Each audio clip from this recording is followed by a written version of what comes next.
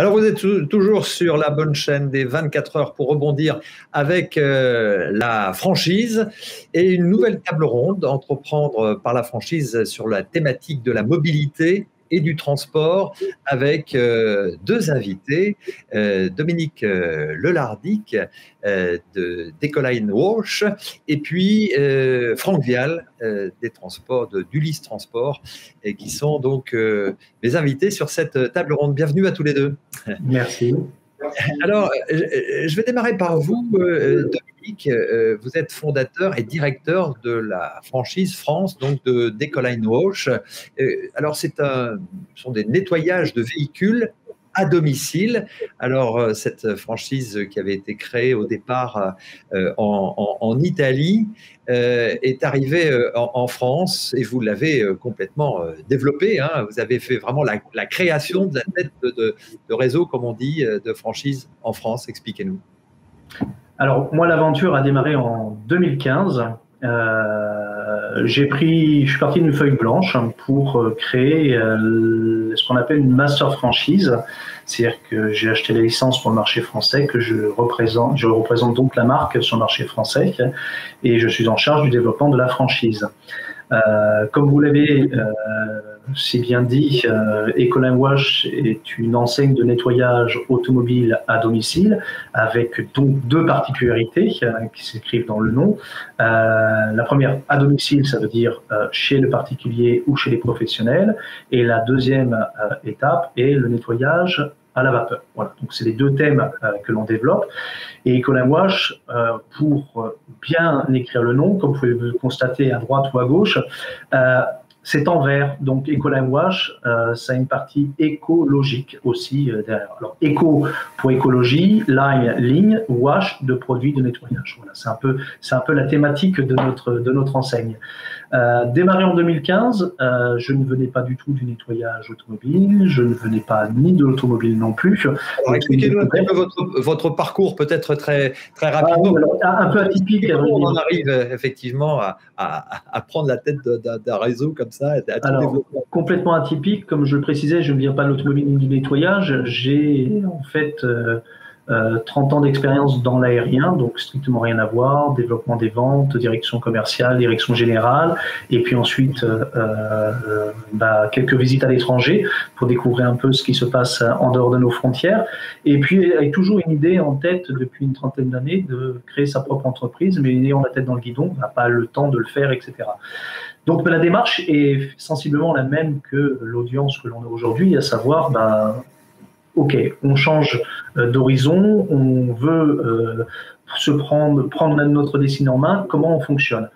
J'ai très vite compris que créer une entreprise en France, c'est compliqué, faut l'accepter, et tout créer de A à Z, c'était un peu tard, vu mon grand âge, on va dire, pour reprendre tout à zéro. Donc je me suis appuyé sur quelque chose qui existait déjà, qui avait déjà fait foi et donc étant performant, donc je me suis approché à la franchise, tout simplement.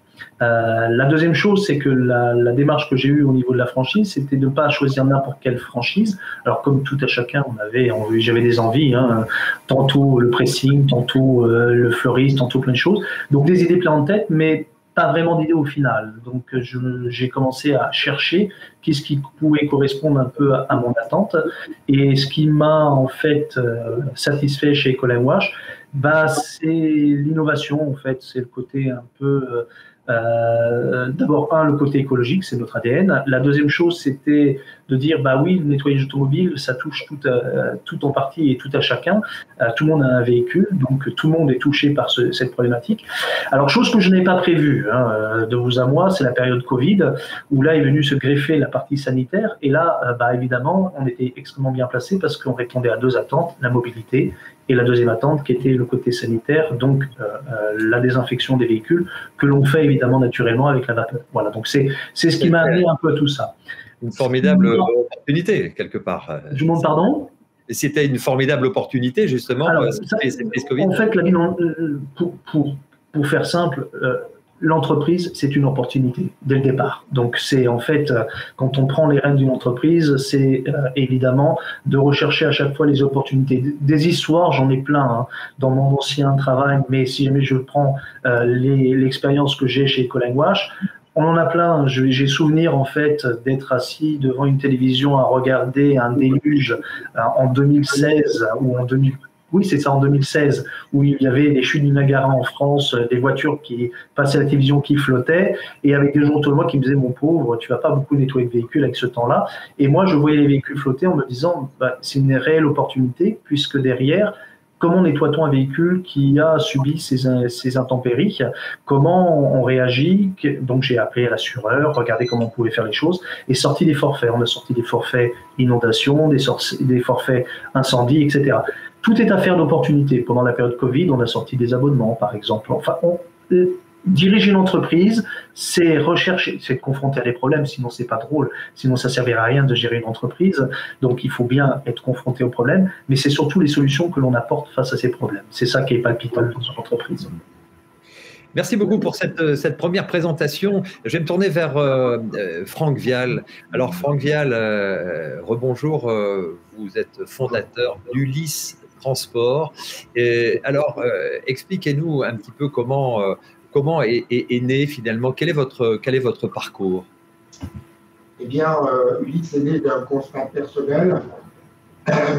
Moi-même ayant été victime d'un accident au jeune âge, de 20 ans à peine, je me suis retrouvé confronté à la difficulté de me déplacer, que ce soit pour reprendre des études, pour aller travailler ou pour tout simplement avoir des loisirs. Alors, il faut préciser que vous êtes en fauteuil. Hein. Fauteuil roulant électrique tétraplégique, donc pour ceux qui ne sont pas initiés, atteindre des 4 membres.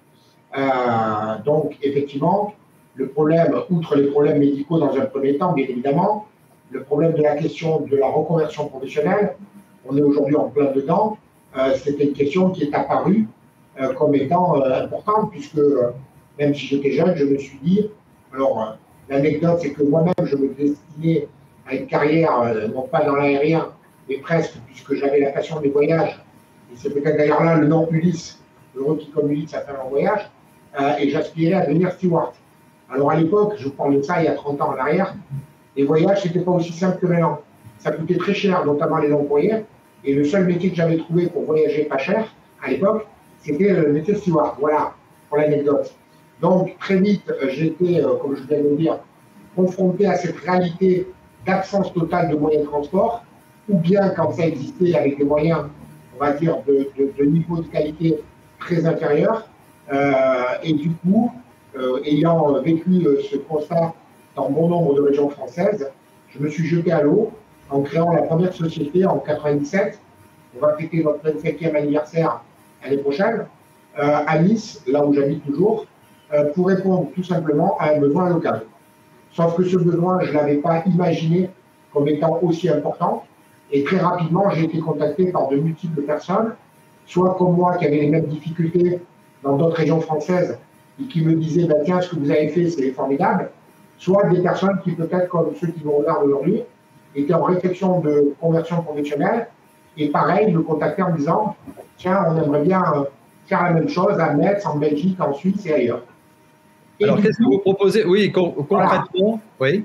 Je fais durer le suspense. Le modèle de Ulysse est très simple. C'est déjà, premièrement, dès le départ, on a mis comme étant le préalable à toute activité la qualité, c'est-à-dire le transport et l'accompagnement de toute personne à mobilité réduite, quel que soit son âge et son handicap. Et ce, 24 heures sur 24, 7 jours sur 7. Donc l'ambition était très forte au départ et elle a notamment bouleversé un peu les habitudes à l'époque. Je parle de 196. Mais voilà, j'ai pris au projet et d'autres ont suivi pour très rapidement constituer une deuxième société franchiseur qui a pu déployer, parce que j'avais très peu de moyens et je n'avais pas de fonds propres personnels. Quand on démarre une activité, bien, séduire une banque à qui on n'a pas de bilan, à qui on n'a pas de, on va dire, d'antériorité et de preuve que le concept fonctionne, c'est pas toujours facile.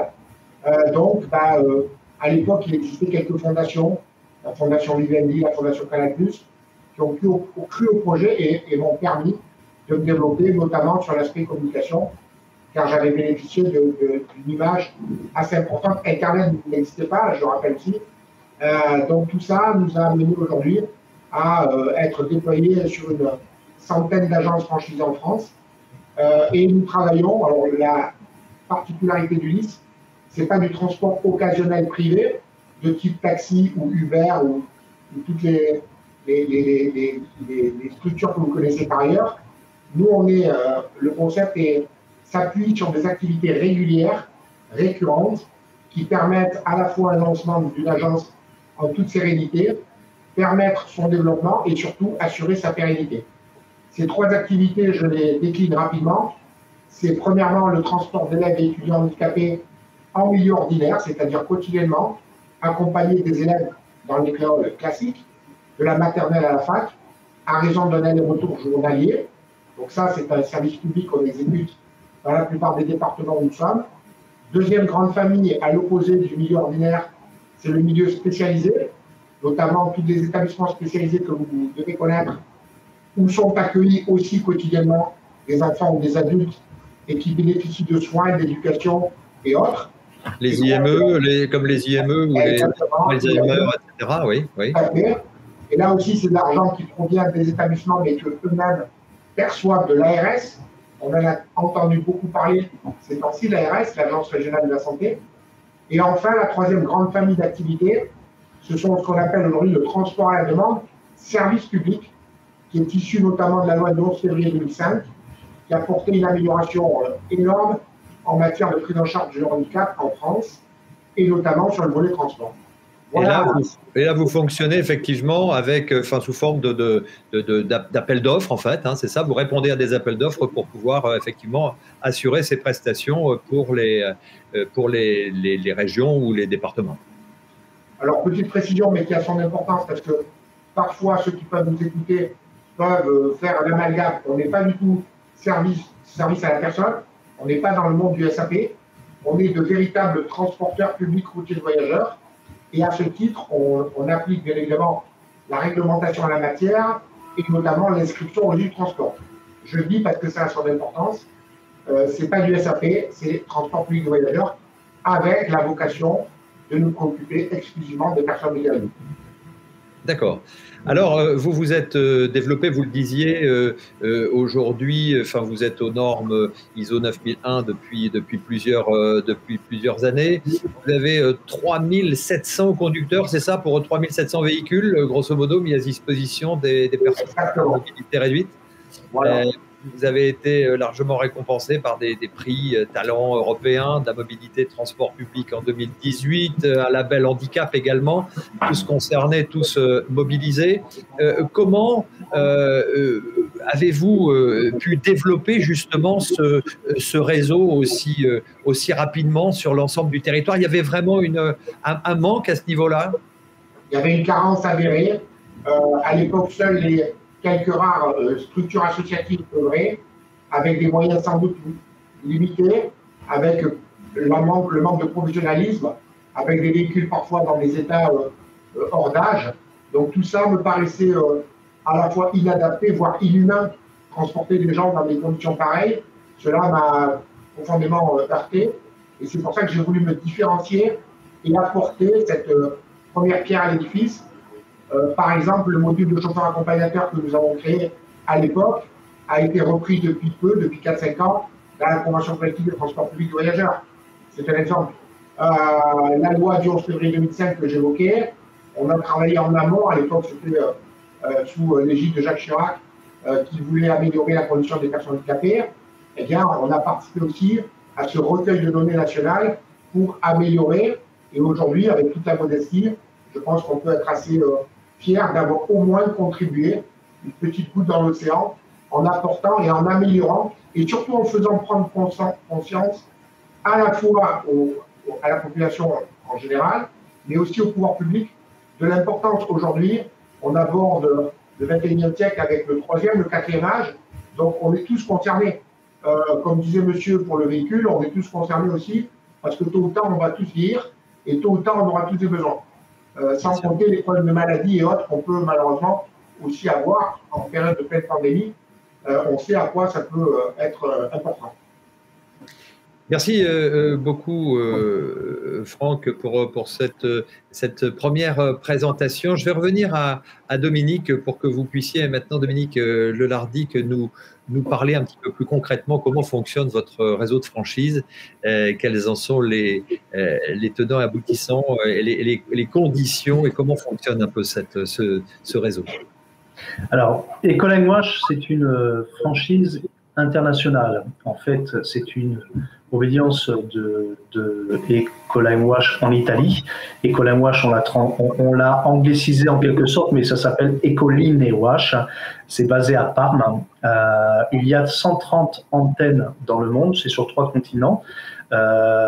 Très fortement implantée en Europe, évidemment en Italie, d'où émerge la marque, mais présente aussi en Allemagne, en Suisse, en Espagne, au Portugal, en Angleterre, en France, etc. En France, il y a à l'heure actuelle 7 franchises ouvertes, 7 antennes ouvertes, et nous sommes en plein développement de notre côté. On a ouvert la marque en 2016, on a positionné un peu l'ensemble, et là maintenant on est en train d'appuyer sur l'accélérateur pour en fait attirer les candidats vers notre enseigne. Le principe de base, qu'est-ce qui fait la force de cette enseigne? Déjà le coût. On l'a vu pendant le Covid, en fait, la problématique qui se posait, c'était tous les coûts qui étaient greffés autour des entreprises. Bon, Ecoline Wash, c'est quoi? C'est un utilitaire entièrement équipé qui se déplace à domicile ou chez les professionnels. Donc, ça veut dire pas besoin de coûts supplémentaires, à savoir de coûts concernant les bureaux, l'informatique, etc. Tout se gère en fait depuis l'utilitaire. Nous disposons bien évidemment de tous les outils nécessaires pour pouvoir satisfaire les demandes, que ce soit pour les professionnels ou les particuliers, donc une plateforme informatique qui est liée par un site institutionnel ecolinewash.fr et puis une application dédiée à la réservation que l'on peut télécharger sur les téléphones, les smartphones ou bien les iPhones. Les personnes réservent depuis ce centre-là. Comment ça fonctionne? C'est assez simple. Le droit d'entrée coûte 2 500 €. Donc, ça donne en fait l'échelle de valeur que l'on a, nous, de notre côté. On ne souhaite pas avoir des coûts astronomiques en entrée. On souhaite en fait que le candidat à la franchise qui nous rejoint ait toutes les solutions apportées pour pouvoir développer son entreprise, sans pour autant avoir des coûts qui viennent se greffer derrière. Donc on réduit les coûts au maximum. On appelle ça dans l'aérien le low cost, hein, c'est le principe, qui veut dire bas coût, donc réduire les coûts au maximum, de façon que l'entreprise se développe très rapidement et accède finalement à l'opportunité de trésorerie, etc. Alors, cet utilitaire dont vous parliez, donc c'est un véhicule utilitaire, il appartient à qui? Donc, il est forcément la propriété du franchisé. Absolument. C'est un véhicule et qui doit équiper et qui doit évidemment remplir des différents... Absolument. En fait, le franchisé, comme dans toute franchise, est son propre patron. Il vient en fait dans la franchise pour trouver une épaule sur laquelle il puisse s'adosser et pour développer son entreprise ou tout simplement répondre à des problèmes qu'il peut rencontrer dans son entreprise. Donc l'idée, c'est de venir avec un produit défini de A à Z. Ecoline Wash fabrique le produit. La machine est fabriquée par Ecoline Wash. Donc on a la maîtrise totale de l'équipement qui est délivré. La machine, c'est quoi? Oui, en fait, vous avez un utilitaire. Ça, c'est le principe. Et à l'intérieur de l'utilitaire, vous avez toute la machinerie qui permet de nettoyer le véhicule. Comme encore une fois, on nettoie les véhicules à la vapeur, vous avez une centrale vapeur qui est mise à disposition, vous avez des aspirateurs, vous avez des tuyaux, vous avez des produits, tout est logoté et tout est fabriqué par Ecoline Wash. Donc, on a la maîtrise de A à Z. En fait, tout simplement, la personne qui signe chez Ecoline Wash signe et on lui délivre le produit fini. On lui donne les clés du camion et il part faire ses opérations automatiquement. Alors évidemment, il y a un temps qu'il faut respecter, le temps de délivrer l'utilitaire, le temps de logoter l'utilitaire, le temps de faire venir la machine et d'installer la machine à l'intérieur, de façon que la personne parte après à l'aventure avec nous, tout simplement. Derrière, je vous coupe, mais je préfère être précis pour que les personnes qui nous écoutent comprennent bien comment cela fonctionne, même si, bien sûr, ils pourront bien sûr vous retrouver sur le site et avoir toutes les informations complémentaires. Mais pour revenir à ce véhicule, vous dites le véhicule arrive, le temps de commander, etc. Mais c'est la tête de franchise qui commande le véhicule, mais le véhicule est acheté par l'entrepreneur. Absolument, absolument. Le véhicule appartient au franchisé. Donc le franchisé, alors il y a deux solutions. Soit le franchisé achète un véhicule neuf auprès d'un constructeur, et on a des accords avec différents constructeurs qui permettent d'obtenir des remises, soit, et là c'est plus la tendance que l'on a à l'heure actuelle, Covid oblige, d'acheter un utilitaire en fait d'occasion qui respecte toutes les normes environnementales, puisque c'est écrit sur notre nom, Ecoline Wash, c'est écologique, de façon que la personne puisse avoir son outil de travail qui est l'utilitaire et qu'on puisse, nous, derrière, logoter l'utilitaire, installer la machine de façon qu'il puisse travailler aisément par la suite. D'accord. Alors, oui, allez-y. Donc, concrètement, après… Donc, concrètement, les 2 500 € sont les droits d'entrée, correspondent en fait à un territoire qui est exclusif. La personne dispose d'un territoire exclusif. Pourquoi exclusif? Parce que tout est organisé autour de codes, de codes postaux finalement, que l'on intègre dans notre outil de réservation, de façon que quand on reçoit une réservation sur notre système, on puisse se diriger vers la bonne personne, voilà, tout simplement. Donc, les territoires pour bien comprendre, il y a un site commun, c'est ça, où si vous voulez avoir un service de nettoyage de véhicules à domicile, vous cliquez sur le site d'Ecoline Wash et vous cliquez sur le département qui vous correspond. C'est à peu près ça, en fait. L'idée est là, et on peut même télécharger l'application, et là, c'est encore plus criant. La personne télécharge l'application, rentre son véhicule, rentre son code postal, fait sa réservation depuis son canapé le dimanche soir et réserve, en fait, sa prestation sur le territoire choisi. En fait, voilà, c'est un peu l'idée. Pourquoi nous faisons ce genre de choses? En fait, c'est toujours le même principe, c'est de faire en sorte que le franchisé dispose de tout le temps nécessaire pour délivrer la prestation ou prospecter. Voilà. C'est un peu l'idée. On lui enlève tout le tracas qui va autour de répondre au téléphone, de devoir expliquer encore une fois et encore les prestations, etc. On lui mâche le travail, la personne arrive et délivre la prestation. Est-ce qu'il y a une redevance après ces 2 500 € de droit d'entrée? Absolument. Alors, il y a ce qu'on appelle dans la franchise les royalties, qui sont en fait des redevances d'exploitation. Chez nous, elles n'existent pas. C'est zéro. Plus précisément, on a mis un système en place qui est comme le principe d'un compteur électrique. La machine dispose d'un compteur d'utilisation de la machine. Tant que vous n'utilisez pas la machine, vous ne payez pas. À partir du moment où vous utilisez la machine, vous payez. Et quand on dit utiliser la machine, c'est à partir du moment où vous nettoyez la machine. C'est pas quand la machine est branchée, c'est à partir du moment où vous nettoyez la machine, le compteur se met en route. C'est le même principe qu'un compteur électrique, en fait, tout simplement. Ce qui permet, en fait, encore une fois, de réduire les coûts au maximum et tout simplement de ne pas laisser interprétation. La machine est utilisée, on paye. La machine n'est pas utilisée, on ne paye pas, tout simplement. Assez simple. Alors, bien sûr, on reviendra un peu sur l'accompagnement. Je vais repasser la parole à Franck Vial pour, de son côté, qu'il puisse nous expliquer un petit peu comment fonctionne également de son côté la franchise. Je vous laisse la parole, Franck Vial. Vous parlez de l'accès à la franchise, c'est ça, hein? Oui, c'est ça. Oui. Alors, en ce qui nous concerne, on a un droit d'entrée qui aujourd'hui est de 30 000 €. Je l'ai rappelé tout à l'heure. On est transporteur public de voyageurs, donc on est dans la catégorie la plus haute du transport en France, au même titre que les autocars. Comme l'a dit M. Lardic, la franchise, c'est quoi? C'est 3 piliers entre la relation franchiseur-franchisé. Premièrement, le franchisé achète la notoriété d'une marque. Je pense qu'Ulysse, aujourd'hui, au bout de 25 ans, a fait ses preuves et en tous les cas est reconnu dans le domaine du handicap et du transport et maintenant de la franchise comme un acteur ou l'acteur principal dans le domaine. Donc, c'est la notoriété que j'évoque. Ensuite, le deuxième pilier de la relation franchiseur-franchisé, c'est la transmission d'un savoir-faire.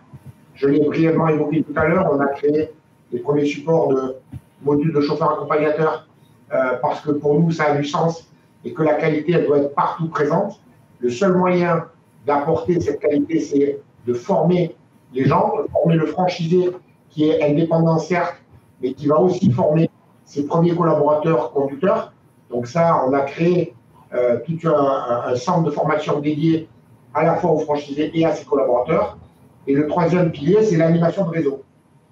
Et l'animation de réseau, elle est composée par de multiples services, le centre de formation, la communication nationale, la présence sur bon nombre de supports, la logistique véhicule, achat-vente de véhicules, protocole, disponibilité, le soutien, la cellule appel d'offres. Bref, on a mis en place une armada de services qui permettent, encore une fois, à tous les franchisés à la fois de lancer sereinement sur l'agence, de la développer et de la rendre pérenne. Voilà un petit peu. Ensuite, effectivement, il y a ce système de redevance comme dans toutes les franchises. Première année, 0%. Et à partir de la deuxième année, il y a 3% de chiffre d'affaires qui inclut la communication nationale, qui inclut aussi, je ne l'ai pas évoqué, l'outil métier, un logiciel métier mis à disposition de chaque franchisé qui lui permet de faire la planification de ses circuits, l'optimisation, la gestion de son parc, la gestion RH. Donc tout ça est inclus. Et le système de redevance, encore une fois, a été étudié pour que le taux baisse au fur et à mesure de l'évolution du chiffre d'affaires réalisé par le franchisé. Notre idée, c'est de ne pas demander toujours plus aux franchisés, mais au contraire de l'inciter à se développer. Et il y a un système de paliers. Dès l'instant où on dépasse un certain palier, par exemple 1 million d'euros, le taux est réduit volontairement, justement pour inciter le candidat à poursuivre son développement. D'accord. Alors, quel est le profil des personnes qui viennent vous rejoindre, en tout cas dans ce réseau de franchise, Franck? Alors, ça, c'est la question qu'on nous pose assez régulièrement et tout à fait légitime. Je ne vais pas vous cacher que la personne qui a 50 ans, qui a déjà une grosse expérience à la fois de gestion et commerciale, quelle que soit la thématique dans laquelle il évolue et qui a envie de créer sa boîte, c'est un profil idéal. Chez nous, on a la chance d'avoir des candidats tout à fait hétéroclites. On a 3 tailles de franchise.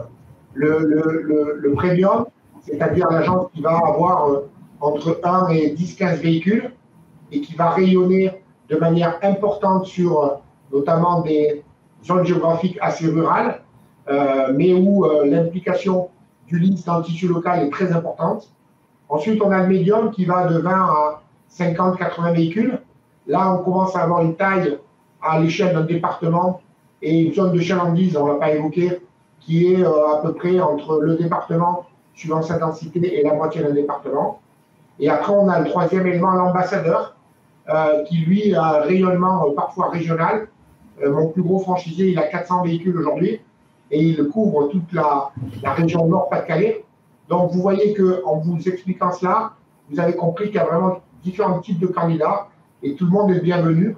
La seule chose que j'exige à chaque fois, et ça depuis 25 ans, c'est la motivation.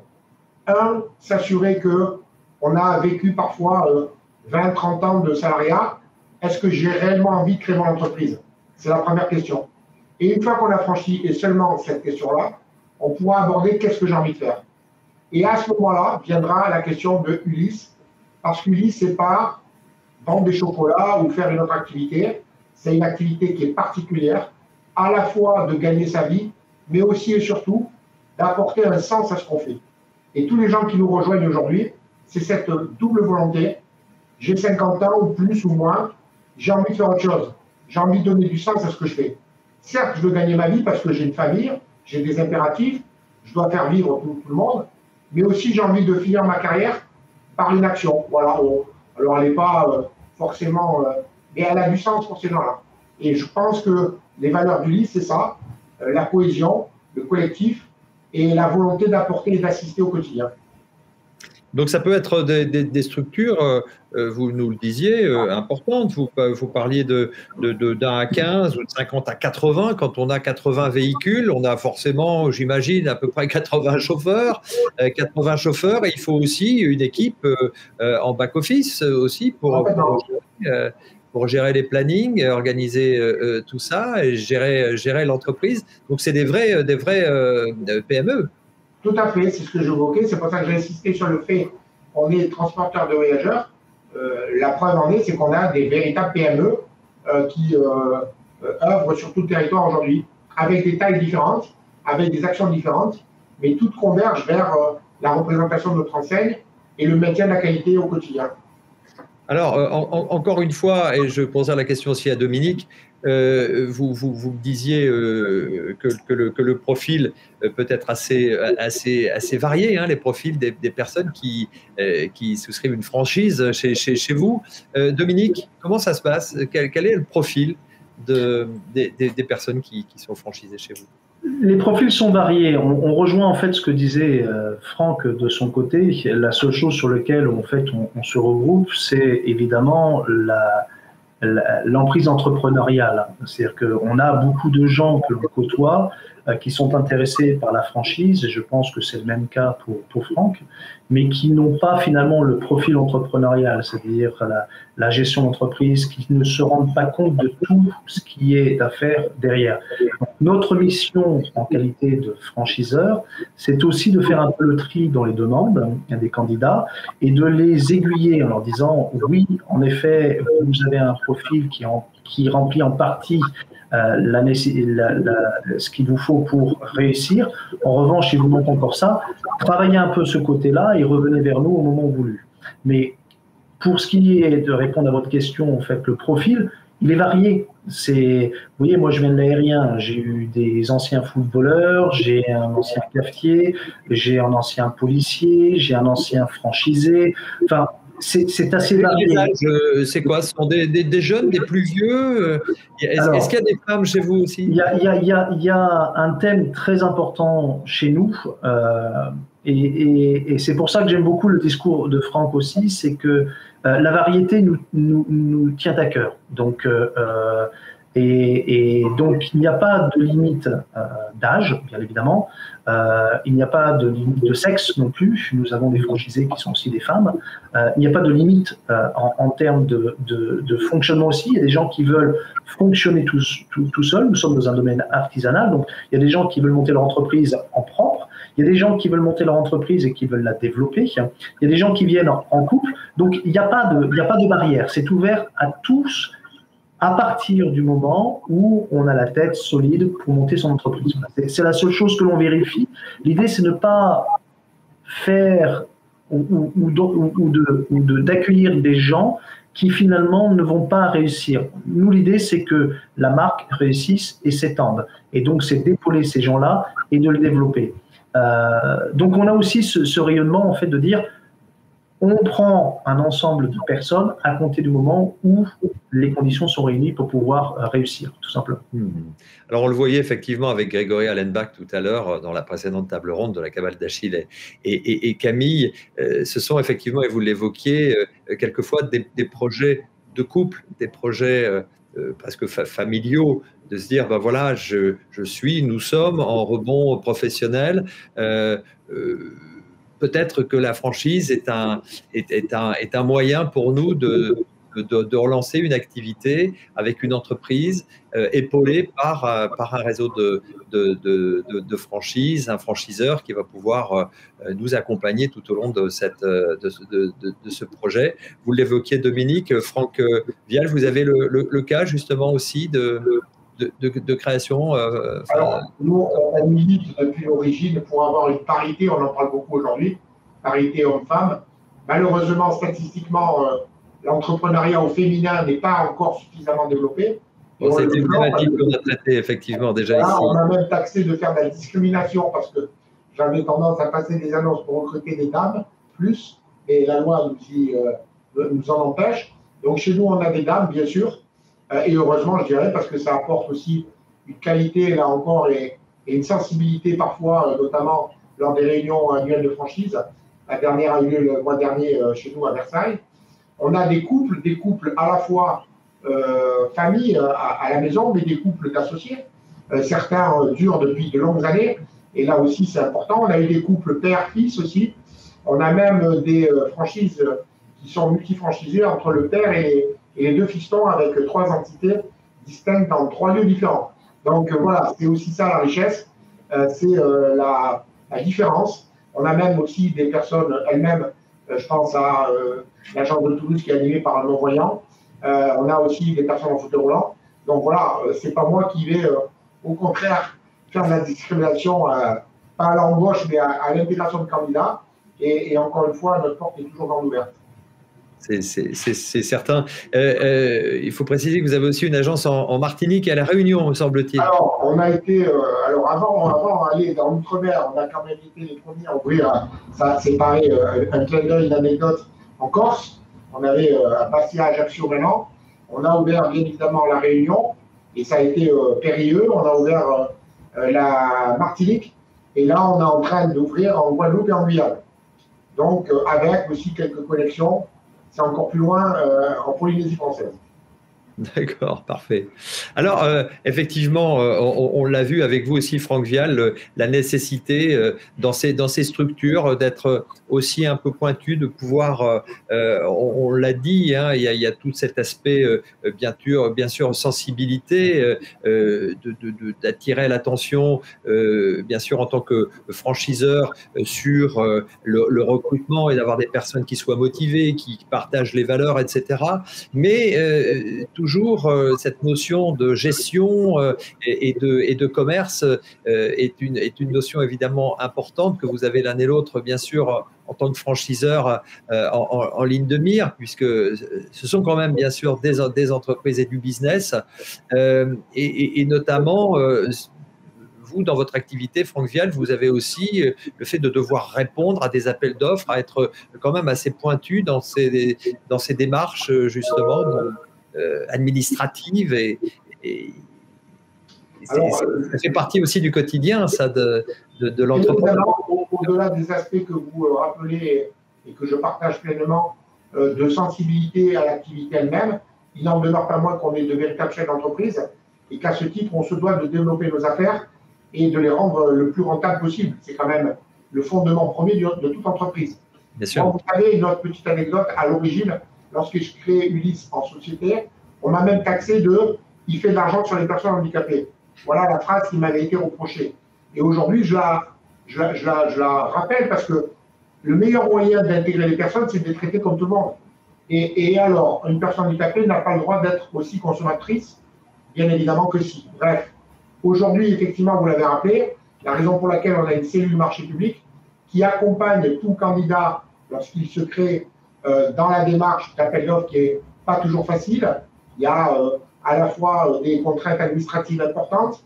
On a aussi, indépendamment du réseau de franchise, quelques succursales en direct de taille importante sur Paris, Lyon et le Sud-Est, à la fois pour maintenir des activités, mais aussi et surtout pour accompagner des franchisés, notamment parfois en groupement d'entreprises, pour épauler ces candidats de petite taille quand ils vont démarrer et pour leur permettre de se développer rapidement. Et parfois passer des obstacles. Une agence qui a 15-20 véhicules et qui demain, au travers d'un appel d'offres, va passer à 50 véhicules, ben, en termes de gestion, c'est quand même un effort très important. Donc s'il n'a pas, je dirais, l'épaule pour être soutenu dans son projet, ben, ça va être compliqué. Et pour finir, en région parisienne notamment, on a des accès avec des grands comptes, comme Île-de-France Mobilité, avec lesquels nous travaillons depuis des années. Aujourd'hui, une petite société qui se crée en région parisienne a absolument aucune possibilité à répondre seule à un appel d'offres de cette taille. Donc, c'est parce qu'on accompagne ces franchisés qu'on prend des parts de marché très importantes, qu'on va pouvoir aussi parfois sous-traiter à nos franchisés. Merci beaucoup. Une dernière question qui porte sur la sortie, parce que ça a été effectivement un sujet qui a été aussi posé sur les précédentes tables rondes pour d'autres domaines d'activité. Comment se passe la sortie au bout des 7 ans, qui semble être un peu une durée standard de contrat de franchise? Chez vous, Dominique Lelardic, vous l'avez envisagé comment cette sortie pour un entrepreneur qui est chez vous? À vrai dire, mon côté optimiste, c'est plutôt d'engranger plutôt des entrées que des sorties, à vrai dire. C'est plus la question. Donc, j'ai pas eu le cas de figure, donc je serais un peu embêtant de vous en parler. En revanche, l'idée, c'est d'accompagner le franchisé vers son développement. Encore une fois, la plupart des franchisés qui nous rejoignent viennent en disant « je vais commencer mon entreprise en propre et développer ». Et comme disait Franck après, grossir et installer en fait de mon côté une antenne avec des salariés, etc., qui est une autre problématique, gestion de personnel, la trésorerie, etc. Donc c'est plus dans cet accompagnement que l'on se situe. Maintenant, s'il devait y avoir sortie, ce que je dis souvent, c'est il faut être bon. Non pas quand tout se passe bien, mais quand tout se passe mal. Donc, pour donner des exemples de tout se passe bien ou tout se passe mal, pendant le Covid, où on a tous eu en fait une problématique réelle, à savoir à gérer une entreprise dans un environnement sanitaire qui chamboulait l'ensemble du milieu économique, nous, de notre côté, on a arrêté complètement les paiements, donc tout ce qui était en fait pour les publicités, etc. On a gelé tout ce genre de choses. On a des partenaires assureurs, etc., qui ont gelé aussi derrière les paiements.